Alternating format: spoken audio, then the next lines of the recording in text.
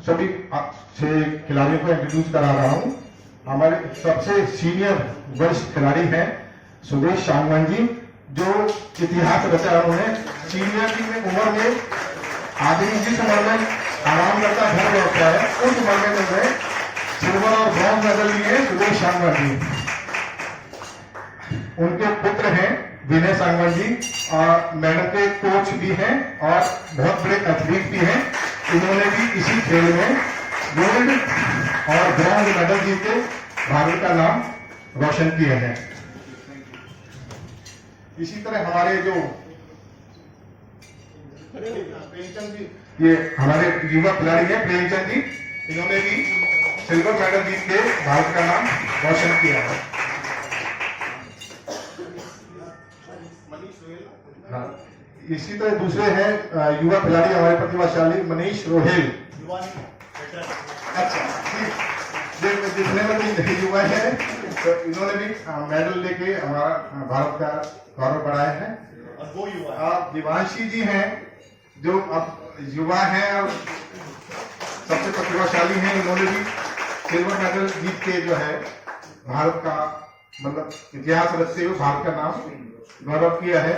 मैं चाहूंगा हमारे डॉक्टर योगानंद शास्त्री जी हैं, सभी परिचित होंगे। योगानंद शास्त्री जी तो दिल्ली के बहुत पुराने लीडर रहे हैं, दिल्ली विधानसभा में स्पीकर रहे हैं, मंत्री रहे हैं और दिल्ली प्रदेश कांग्रेस कमेटी के अध्यक्ष भी रह चुके हैं।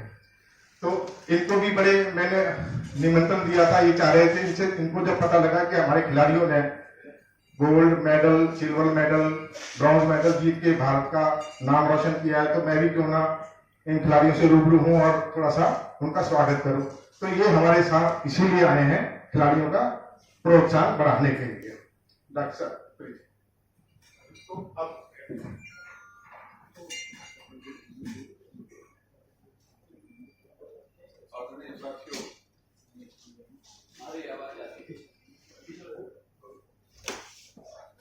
सम्मानित साथियों, हमारे खिलाड़ियों के साथ हमारी सरकार का व्यवहार बहुत अच्छा था और कुछ दिन उपरांत उनको फिर पाकिस्तान को सौंप दिया गया था। तो इस परिवार में मेजर साहब की वजह से पहले से ही ये धारणा बनी रही कि हमें देश के नाम कुछ करना चाहिए। सुदेश जी कहाँ गए थे आप पहले? पहाड़ में मानसरोवर गई, बहुत लंबे एरिया में पैदल चली और उसके बाद अभी इनका दूसरा अभियान था। ये जो कर्ट बॉल है, ये एक तरह से पूरी दुनिया का नया खेल है, कुछ वर्षों से प्रारंभ हुआ है। हमारे बेटे विनय ने पहले 2 बार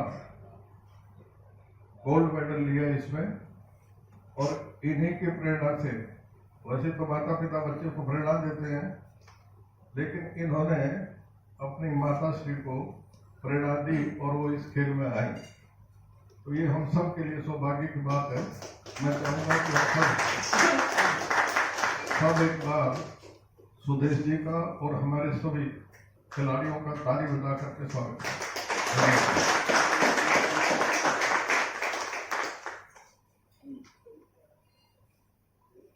ये 40 किलो का है और ये 8 किलो। लेकिन इसकी खूबी ये होती है कि आप एक बार जब इसको उठा करके एक्सरसाइज शुरू कर दें, तो बीच में यदि आप रुक गए तो आपको कोई मेडल नहीं मिलेगा, आपको बाहर कर दिया जाएगा।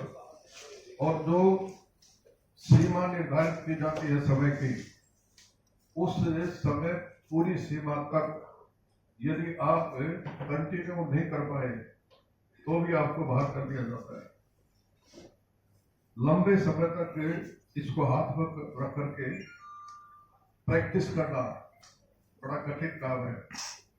69 की हैं सुदेश जी, और वहां पर इस एज ग्रुप में जो गोल्ड मेडल मिला है वो आयरिश लेडी थी, माई बहन की। उनको गोल्ड मेडल मिला है, वो 62 इयर्स की थी, तो ये 69 ये है। तो एक अच्छा काम हुआ है देश के नाम। आज जो कुछ हो रहा है उस पर हम कुछ नहीं कहेंगे, आप सब जानते हैं। ये अपने आप में एक प्रोत्साहन भरा काम है और इससे दूसरों को भी प्रेरणा मिलेगी। मैं अपने बेटे को बधाई देना चाहता हूँ, बिटिया को विशेष रूप से बधाई देना चाहता हूँ कि इन्होंने ये खेल अपनाया और आगे आने वाले समय में ये और भी बहुत आगे जाएंगे। मैं अपने राजपूत बेटे को भी बधाई देना चाहूँगा। कठिन काम है।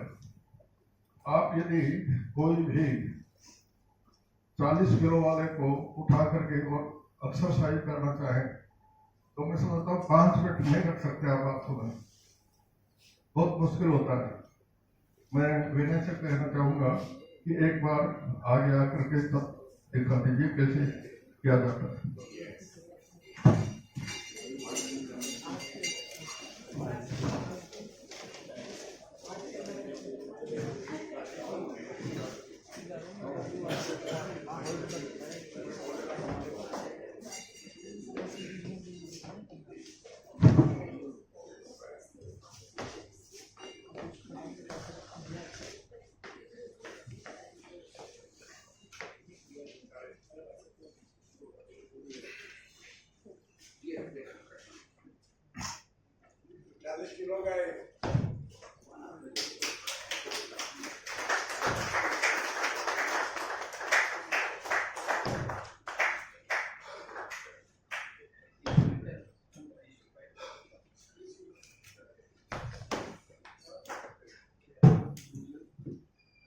तो इस तरह से लगातार आधा घंटा खेलते हैं हम लोग। हम में से एक खिलाड़ी वेटरन मनीष कुमार गोयल जी ने ये चीज लगातार आधा घंटा करी है और 132 रेपिटेशंस करे हैं। ऐसी अलग अलग खिलाड़ी अपनी अपनी कैटेगरी में अपनी अपनी एज से लगातार 10 मिनट, आधा घंटा या 1 घंटा खेलते हैं।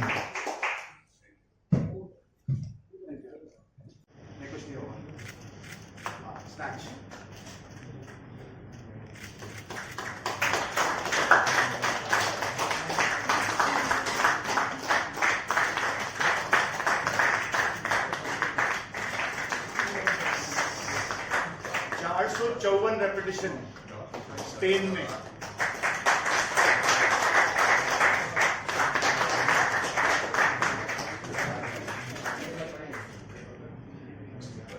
बस करो।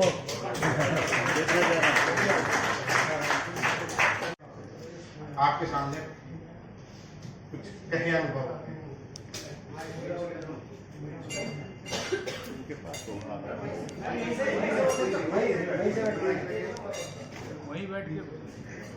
सबको मेरा नमस्ते। डॉक्टर योगानंद शास्त्री जी जो यहाँ आए हुए हैं, हमारे बड़े, उनका मैं धन्यवाद करती हूँ। और आप सबका, आपने हमारे हौसला अफजाई के लिए, सारे खिलाड़ियों को प्रोत्साहित करने के लिए जो यहाँ आप लोग आए हैं, उनका मैं, आप सबका मैं तहे दिल से अपने खिलाड़ियों की तरफ से और अपनी तरफ से धन्यवाद करती हूँ। मैं सुदेश सांगवान, उम्र 69, एक किसान परिवार में पैदा हुई।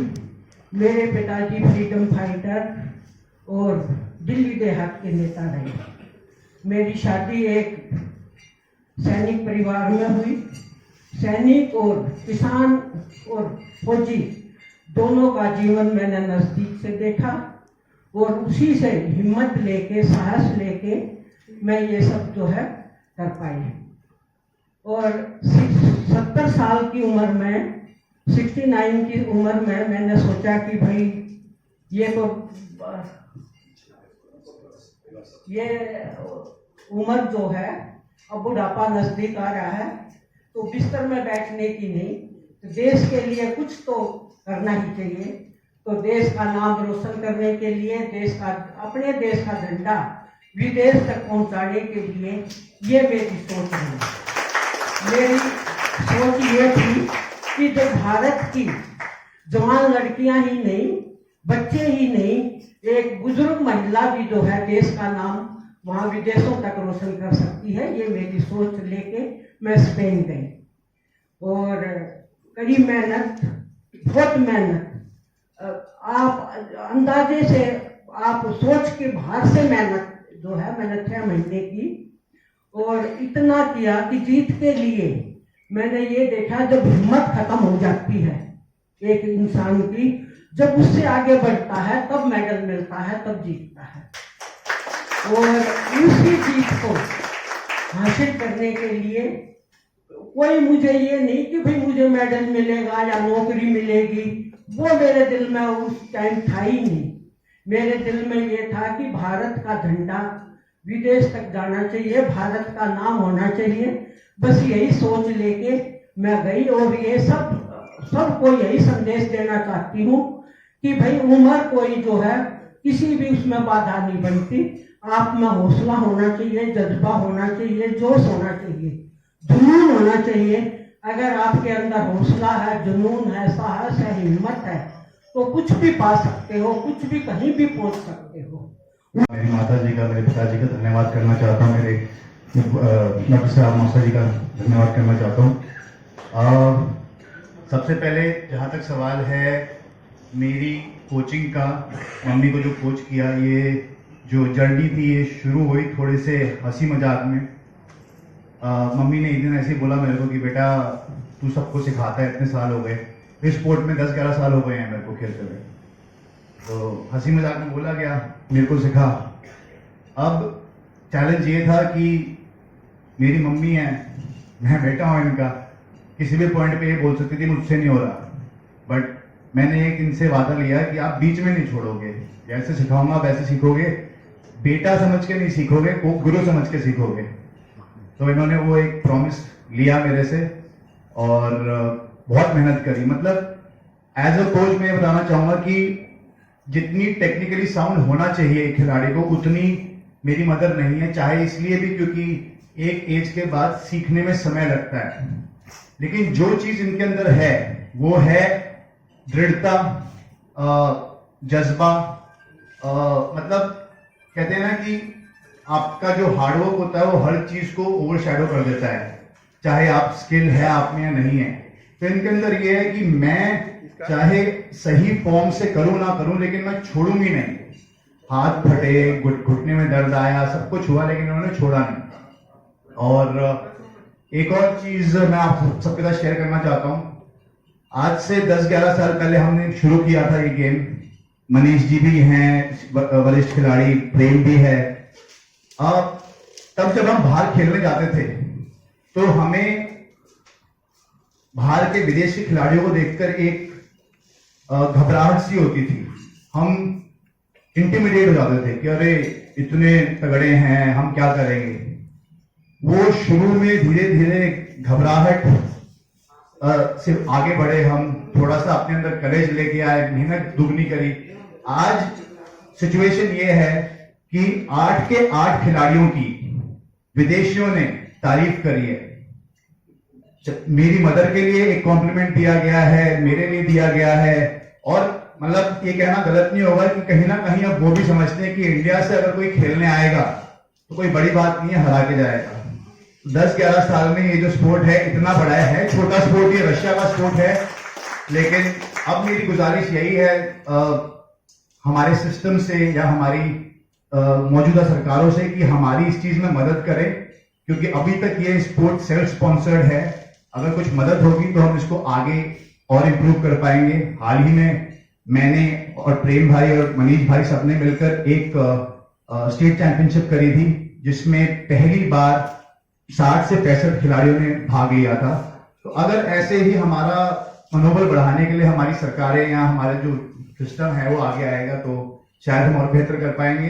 Last but not the least, मैं मेरे गुरु और IKMF इंडिया यानी कि international kettlebell marathon federation India के जो रिप्रेजेंटेटिव हैं अर्णव सरकार जी, उनका धन्यवाद करना चाहता हूं।